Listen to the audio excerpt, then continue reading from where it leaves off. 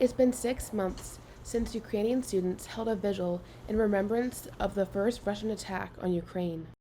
As the snow melts away, it brings in a new year, filled with returning students eager to step back onto Syracuse University's campus. But for some Ukrainian students, this means balancing college life while their home is in a war-torn nation. Although Syracuse student Edward Gusak faces adversity, he is a leader for the Ukrainian community. All of my family members are in Ukraine. As I said, it's pretty hard, but the main thing is that I know why I'm here.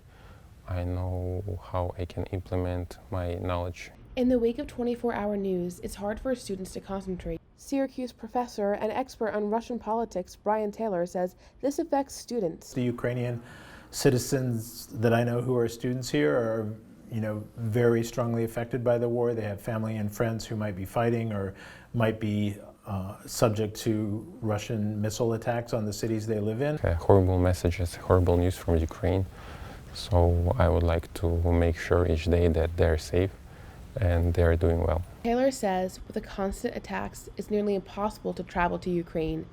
You can't fly directly into Ukraine now. You have to fly into Poland or another neighboring country. Gusak takes time to reminisce of his family and his country, of what it was and what has become of it. With the severity of the war continuing, universities realize they play a big role in aiding students. Gusak thinks SU can improve on what they're already doing. His idea is creating a scholarship for Ukrainian veterans. Make sure that veterans in Ukraine are going to have ability to come here, to study here with full tuition, and to go back to rebuild Ukraine. Although the ending of the war is nowhere in sight, support from the university and fellow students goes a long way. They remind me about my motherland. People of Ukraine have that freedom again. We can't stop those as humans. And they give me patience to study, to make sure that I'm going to have all of the knowledge to help them in the future.